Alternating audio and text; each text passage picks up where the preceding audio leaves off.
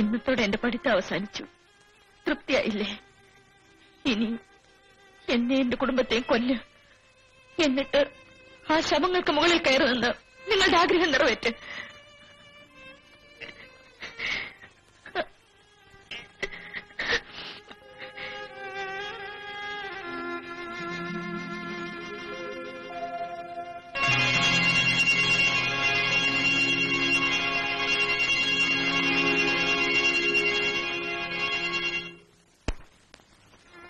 തന്റെ കിടപ്പറ പങ്കിട്ട എത്രയോ പെൺകുട്ടികൾ, അവയിൽ നിന്നെല്ലാം വ്യത്യസ്തമായൊരു മുഖമായിരുന്നില്ലേ ചരിത? ആഗ്രഹങ്ങൾ സാധിക്കാതെ വന്നപ്പോൾ അതൊരു പ്രതികാരമായി മാറി. അതിത്രയും ക്രൂരമായിട്ട് വേണമായിരുന്നു? ഒരിക്കലും തിരുത്താനാവാത്ത തെറ്റല്ലേ താൻ ചരിതയോട് ചെയ്തത്? അവളുടെ ഹൃദയത്തിലെ മുറിവുകൾ ഉണങ്ങുമോ? തനിക്കത് ഉണക്കാൻ കഴിയുമോ? ഇന്നോളം മറ്റുള്ളവരുടെ വേദനയിൽ ആനന്ദം കണ്ടിരുന്ന തനിക്ക് ഈ അസ്വസ്ഥത എവിടെ നിന്നുണ്ടായി? ഒരുപക്ഷെ ഇതിന്റെ പ്രത്യാഘാതം സരിതയുടെ കുടുംബത്തിന്റെ തകർച്ചയായിരിക്കില്ലേ? ആ സാധു കുടുംബത്തിന്റെ മുഴുവൻ പ്രതീക്ഷയും സരിതയിലായിരുന്നില്ലേ? സത്യത്തിൽ താൻ ജയിക്കുകയായിരുന്നു, അതോ എന്നേക്കുമായി അവളോട് തോൽക്കുകയല്ലായിരുന്നു? ജെയിംസ്, നീ ഇന്ന് കോളേജിൽ പോയില്ലെന്ന് നിന്റെ അമ്മച്ചി പറഞ്ഞു. നീ പോകാത്തതിന്റെ കാരണം ഞാൻ അന്വേഷിക്കുന്നില്ല. പരീക്ഷ എഴുതില്ലെങ്കിലും പാസ്സാവുന്ന വിശ്വാസവും നിനക്കുണ്ട്. നിന്റെ അപ്പച്ചന്റെ കയ്യിൽ പണമുണ്ടല്ലോ. ജെയിംസേ, നിന്നെ ശകാരിക്കാനും ശിക്ഷിക്കാനും ഞാൻ തയ്യാറല്ല. നീ ഇന്ന് വളർന്നു കഴിഞ്ഞു. എടാ, ജെയിംസ് ജോർജ് തോമസ് ജോർജിന്റെ മകനല്ലായിരുന്നെങ്കിൽ നീ ഇന്ന് എവിടെ എത്തുമെന്നറിയാമോ? സെൻട്രൽ ജയിലിൽ. ഒരു വക്കീലായി നീ സമ്പാദിക്കാൻ വേണ്ടിയല്ല നിന്നെ ഞാൻ പഠിപ്പിക്കുന്നത്. തോമസ് ജോർജിന്റെ മകൻ ഒരു വക്കീലാണെന്ന് പറയാനുള്ള ആഗ്രഹം മാത്രം. നിനക്ക് ജീവിക്കാനുള്ള പണം ഞാൻ സമ്പാദിച്ചിട്ടുണ്ട്. അതനുഭവിക്കാനുള്ള യോഗം കൂടി നിനക്കുണ്ടായിരിക്കണം. വന്ന് കേറിയ ഉടനെ അവനെ വഴക്ക് പറയാൻ തുടങ്ങിയോ? തല്ലി വളർത്തേണ്ട പ്രായം കഴിഞ്ഞില്ലേ? അവന് തീരെ സുഖമില്ല, അതാ ഇങ്ങനെ ഇരിക്കുന്നത്. സുഖക്കേണ്ട കാരണം എന്താ അന്വേഷിക്കാതിരുന്നത്? മോനെ, നീ ഒന്നും എല്ലാം കഴിക്കും. വാ. ഉരുട്ടി വായി വെച്ചു കൊടുക്ക്. നീയാണ് ഇവനെ ഇവിടം വരെ കൊണ്ട് എത്തിച്ചത്. കുഞ്ഞുങ്ങൾക്ക് കളിപ്പാട്ടം വാങ്ങി കൊടുക്കാറുണ്ട്. നീ ഇവന് കളിക്കാൻ കൊടുത്തിരുന്നത് 100 രൂപ നോട്ടുകളാണ്. എനിക്കിനി ഒന്നേ പറയാനുള്ളൂ, ഞങ്ങൾ ഭരിക്കുന്നതിന് മുമ്പ് നിന്നെ ആരും തല്ലിക്കൊല്ലരുത്.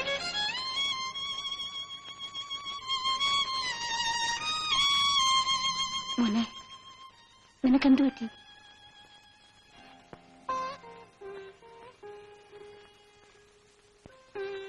നീ എന്തോ ഒന്നും മിണ്ടാത്തത്? എടി പിന്നെ കാര്യം പറയാൻ.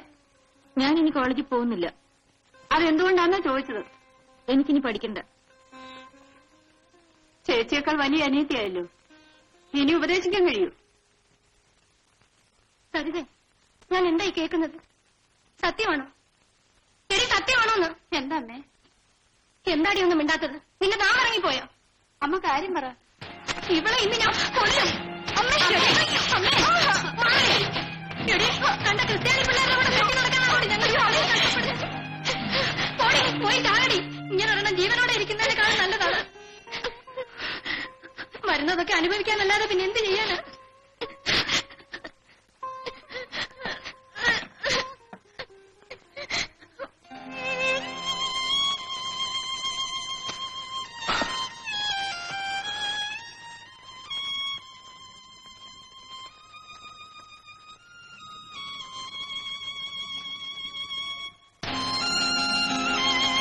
ഇന്നത്തോടെ എന്റെ പഠിത്തം അവസാനിച്ചു.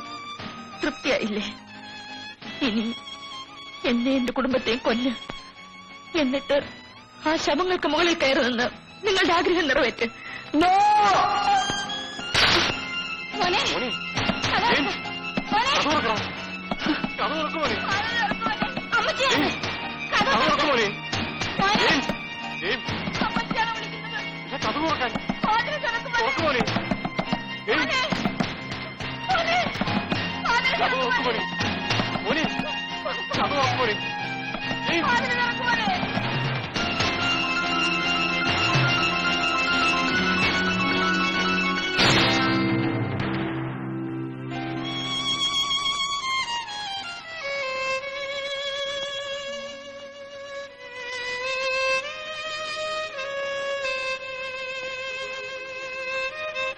മോൻ ഇച്ചിരി കുടിക്കേ.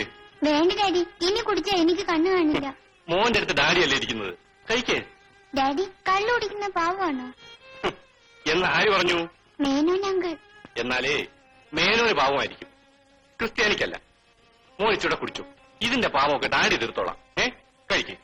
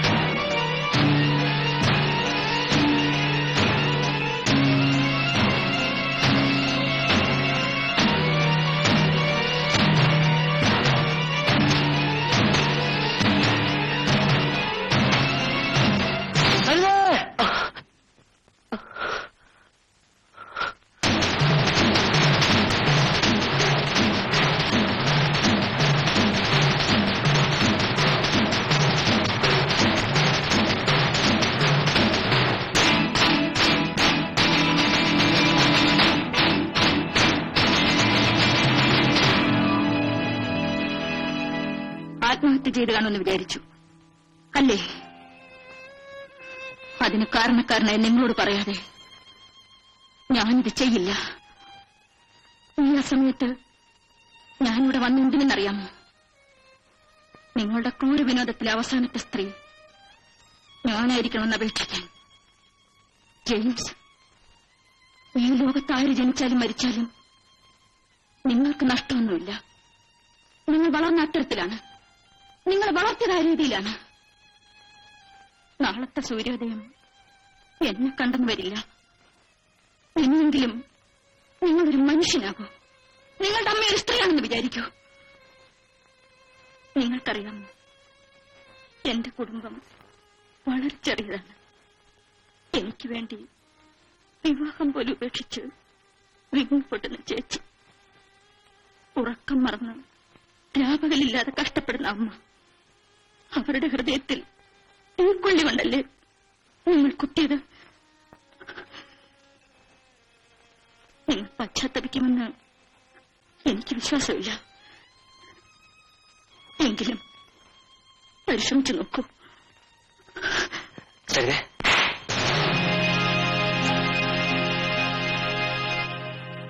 അല്പം വൈകിപ്പോയെന്ന് തോന്നുന്നു. ഞാനിത് നേരത്തെ ചെയ്തിരുന്നെങ്കിൽ എന്റെ എന്ന് പറയാൻ എനിക്കൊരു മകനുണ്ടാകുമായിരുന്നു. മോളെ, ഞങ്ങളെ വിചാരിച്ചെങ്കിലും നീ അവനോട് ക്ഷമിക്കും. എടാ, ഇവളുടെ കാൽ ചുവട്ടിലെ മണ്ണിന്റെ വില പോലും ഇല്ലാത്തതാണ് നീ. ചോദിക്ക്, ഇവളുടെ കാലൊഴിച്ച് മാപ്പി ചോദിക്കും. ശരിതേ, ഞാൻ ഒന്നും പറയണ്ട. ഇനിയുള്ള നിങ്ങളുടെ താണ്ഡവം എന്റെ ശവത്തിലാവട്ടെ. എന്റെ ശവത്തിന്മേൽ നിങ്ങൾ പോസ്റ്റർ ഒട്ടിക്കൂ.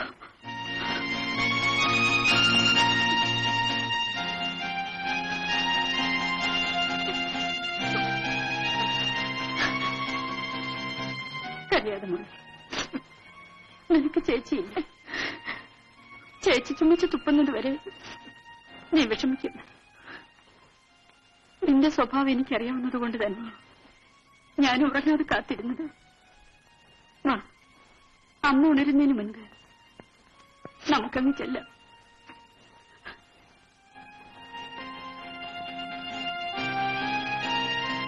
സാറേ, അടുത്ത ജന്മത്തിലെങ്കിലും ഇതുപോലുള്ള മക്കൾ ഉണ്ടാകാതിരിക്കാൻ പ്രാർത്ഥിക്കൂ. അഥവാ ഉണ്ടായാൽ ആ നിമിഷം തന്നെ കഴുത്ത് നിരിച്ച് കൊന്നുകളയണം.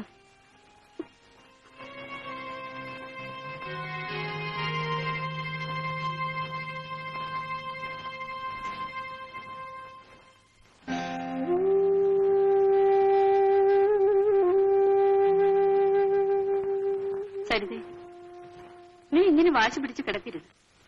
പരീക്ഷയ്ക്ക് ഇനി 3 മാസങ്ങളേ ഉള്ളൂ. അത് കഴിഞ്ഞാൽ നമ്മളെല്ലാവരും രക്ഷപ്പെടും. ഞാൻ ഇനി ആ ശവപ്പറമ്പിലേക്കില്ല. ഞാൻ പറയുന്നു കേക്ക്. എന്നെ ജീവനോടെ കാണുന്നുണ്ടെങ്കിൽ ഇനി നിർബന്ധിക്കരുത്.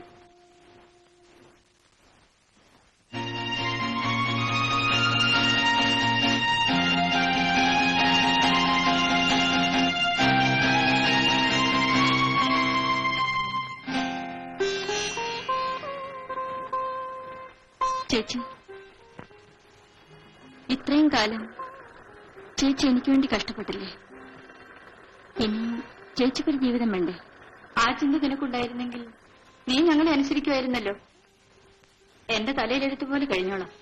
ആ ശങ്കരനായർ കൊണ്ടുവന്ന കാര്യം ഒന്ന് ആലോചിച്ചൂടെ? ഇനി എനിക്കൊരു കല്യാണത്തിന്റെ കുറവേ ഉള്ളൂ. ചേച്ചി, നമ്മൾ ആശിക്കുന്നതെല്ലാം നടക്കാറില്ലല്ലോ.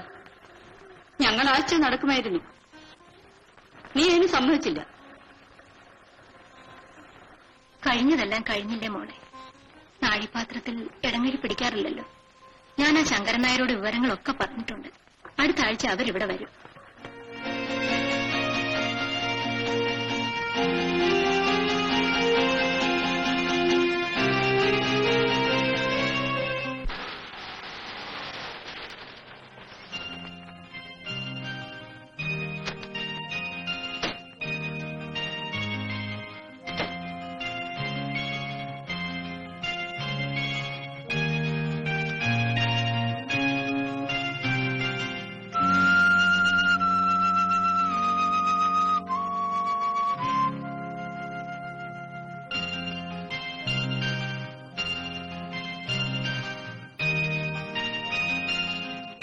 സരിതേ,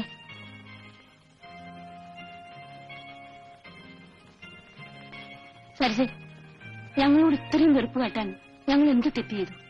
തെറ്റും ശരിയും തിരിച്ചറിയാവുന്നവരോടല്ലേ തെറ്റിനെ പറ്റി പറഞ്ഞിട്ട് കാര്യമുള്ളൂ. മോളെ, ഒരപ്പച്ചന്റെ സ്ഥാനം എനിക്കില്ല. എങ്കിലും പ്രായമുണ്ടല്ലോ. ഉപദേശിക്കുകയാണെന്നും തോന്നരുത്. എന്റെ മകൻ കാരണം നീ ഒരുപാട് ദുഃഖിക്കേണ്ടി വന്നിട്ടുണ്ടെന്നും എനിക്കറിയാം. ഒരല്പം വിട്ടുവീഴ്ചയ്ക്ക് തയ്യാറായിക്കൂടെ? എക്സാമിന് കഷ്ടിച്ച് 2 മാസമല്ലേ ഉള്ളൂ മോളെ. അതും കൂടി കഴിഞ്ഞാൽ സരിതയ്ക്ക് സ്വന്തം കാലിൽ നിൽക്കാറാവും. പൂ പറിക്കാൻ നേരത്ത് ചെടിയുടെ കടയ്ക്ക് തീ വെക്കണോ മോളെ? അമ്മയുടെയും ചേച്ചിയുടെയും ആഗ്രഹം നിറവേറ്റാൻ നോക്കൂ. തിരുത്താൻ വയ്യാത്ത തെറ്റുണ്ടോ മോളെ? ജെയിംസ് അത് തിരുത്തിക്കഴിഞ്ഞു. ഇപ്പോൾ സരിതയേക്കാൾ ദുഃഖം അവനാണ്. മോള് കോളേജിൽ പോയാലേ അവനും പോവും. മോള് പരീക്ഷയ്ക്കിരുന്നാലേ അവനും ഇരിക്കൂ. ഓഹോ, നിങ്ങളുടെ മോന് പരീക്ഷയ്ക്കിരിക്കാൻ എന്റെ സഹായം വേണം. അതിനുവേണ്ടിയുള്ള കുമ്പസാരമായിരുന്നു ഇത്രയും നേരം, അല്ലേ? മോളെ, നിങ്ങൾ രണ്ടുപേരും ഞങ്ങൾക്ക് ഒരുപോലെയാണ്. നിന്റെ ഭാവിക്ക് വേണ്ടി ഞങ്ങൾ എന്ത് വേണമെങ്കിലും ചെയ്യും. എങ്കിൽ മകനോട് പറയൂ, കുറെ കൂടി പോസ്റ്ററുകൾ കോളേജ് പരിസരത്ത് ഒട്ടിക്കാൻ.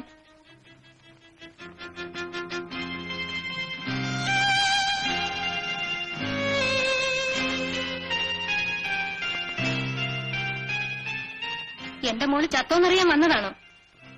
നിങ്ങളെ ആശ്വസിപ്പിക്കാനുള്ള സമയം കഴിഞ്ഞുപോയെന്നറിയാം. നിങ്ങൾ ഇറങ്ങട്ടെ. സാറ് കയറി ഇരുന്നിട്ട് പോണം. ഒരു മകൻ ജനിച്ചുപോയതിന്റെ പേരിൽ ഇതിൽ കൂടുതൽ ശിക്ഷ നിങ്ങളിൽ ഞങ്ങൾക്ക് തരരുത്. വല്ല വിഷം കൊടുത്ത് കൊല്ലണം സാറേ. പേപ്പട്ടിയെ നാട്ടുകാർ കണ്ടാൽ തല്ലി കൊല്ലും. വന്നിരിക്കുന്ന വിശേഷം അന്വേഷിക്കാൻ. എനിക്ക് ആ മക്കളില്ലാതെ പോയത് നിങ്ങളുടെ ഭാഗ്യം. അമ്മയോടൊന്നും തോന്നരുത്. ആ മനസ്സ് വേവുന്നത് നിങ്ങൾക്ക് ഊഹിക്കാമല്ലോ. ഇതിൽ കൂടുതലും സഹിക്കാൻ തയ്യാറായിട്ടാണ് കുഞ്ഞ് ഞങ്ങൾ വന്നത്.